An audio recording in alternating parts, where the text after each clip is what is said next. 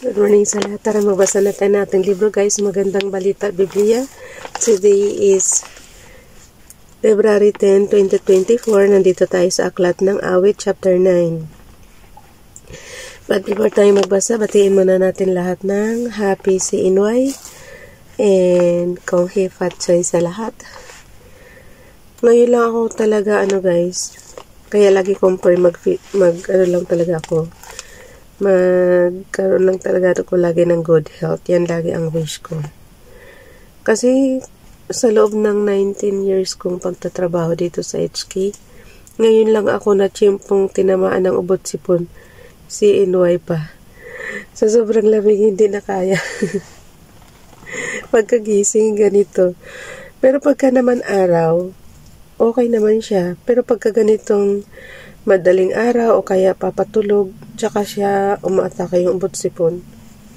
Kaya ngayon lang talagang 2024 na to, na tiyempo yung ubot sipon ko ng ng Chinese New Year for 19 years. Tara, basa na tayo. Pero tingnan niyo naman, wala pa rin akong absent dito sa pagbabasa kahit na masama pakiramdam. Kahit na lagi pa rin ako nakikipag-usap kay Father God. Diba? Walang absent. Perfect attendance tayo. Okay, dito na tayo sa Awit chapter 9. Pasasalamat sa Diyos dahil sa kanyang katarungan. Katahan ni David upang awitin ang punong mga awit ayon sa tono ng Mutlaben. Bilisan natin kasi may mayroon pa akong gagawin. After ng pagbablog natin dito is labas ka agad tayo dito sa kwarto. Sa kusina na tayo mag-work agad. Okay. Awit chapter 9 verse 1. Sabayan niyo ako guys. Pupurihin kita, Yahweh, ng buong puso ko, mga kahangahang ginawa mo'y ipahahayag ko. Verse 2, dahil sa iyo ako ay aawit na may kagalakan. Pupurihin kita, O Diyos, na kataas-taasan. Verse 3, makita ka lang ay umuurong na ang aking mga kaaway. Sila'y nabubuwal at namamatay sa iyong harapan. Verse 4, patas at makatarungan ka sa iyong paghatol. Matuwid kong panig ay iyong ipinagtanggol.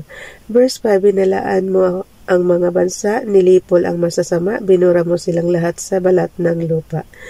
Verse 6, ang mga kalaban namin naglaho ng lubusan, ang kanilang mga lungsod iyon ang winakasan, at sa aming alaalay nalimot ng tuluyan. Verse 7, ngunit si Yahweh ay nagharing walang putol, itinatag niya ang kanyang trono para sa paghahatol. Verse 8, pinapamahalaan niya ang daigdig ayon sa katwiran, hinahatulan niya ang mga bansa ayon sa katarungan.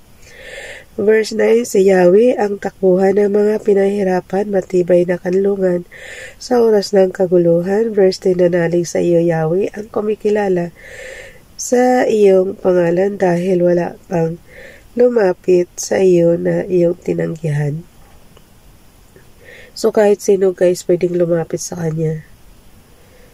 Pwedeng lumapit kay Father God.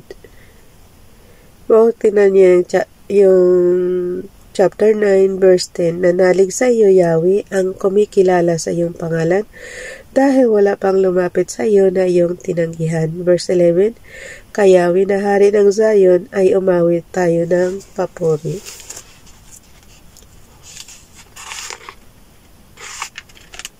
Tingnan mo doble 525, 528. Kaya kailangan talaga ka dito yung paglilipat ba ng pages guys. So, sobrang kalumaan kasi. Ayaw na niya Ayun. Okay. Awit chapter. Ano ba yun? Kailan ako nagmamadali? Awit chapter 9 verse 11. Ulitin ko guys. Kay Yahweh na hari ng Zion ay umawit tayo ng papuri. Sa lahat ng bansa ang ginawa niya ay ipagbunyi. Ang laki na ng makakalbo na yata ako. Ang laki na ng forehead ko. Okay, Awit chapter 9 verse 12. Ako guys, okay lang na basta healthy lang dapat. Good health lang ba? Yung appearance natin, yan Ganyan talaga pag nagkakaedad, diba? Pero dapat healthy lang talaga. Yung wala dapat ganitong ubo, wala dapat sipon. Sapat na sa akin yun. Hindi yung ganito pagising natin, inaatake tayo ng ubot sipon. Pagka ganitong malamig guys, hindi ko talaga kaya. Kaya yung heater dito, oras-oras ko yata ito inoon. Kasi di ba pang 1 hour lang siya. O ayan na, tumunog na. Sabayan niyo ako ng basa guys. Nandito na tayo sa Awit chapter 9 verse 12. Inaalala ng Diyos ang mga nahihirapan, mga karaingan nila ay di niya nakakalimutan. Verse 13, O Yahweh, ako sana'y iyong kahabagan, masdan ang pahirap na dinaranas ko mula sa kaaway.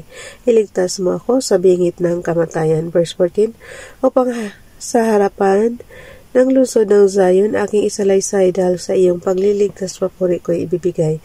Verse 15, nahulog ang mga bansa sa patibong na gawa nila sa bitag para sa akin. Ang nahuli ay sila. Verse 16, sa matuwid niyang hatol si Yahweh ay nagpakilala at ang masasamay nahuhuli sa mga bitag na gawa nila. Higayon sila. Verse 17, sa daigdig ng mga patay, doon sila matatapos pati ang lahat ng bansang nagtakwil sa Diyos. Verse 18, hindi habang panahon pababayaan ang dukha, hindi na rin mawawala pag-asa ng maralita. Verse 19, huwag mong tulutan, Yahweh, nalabanan ka ng mga tao, tipunin mong lahat ang mga bansa at sila'y hatulan mo. Verse 20, takutin mo, O Yahweh, ang lahat ng bayan at iyong ipapatid na sila'y tao lamang sila. Hanggang dito na lang guys, para makapahinga pa tayo ng konti. Bye everyone, God bless.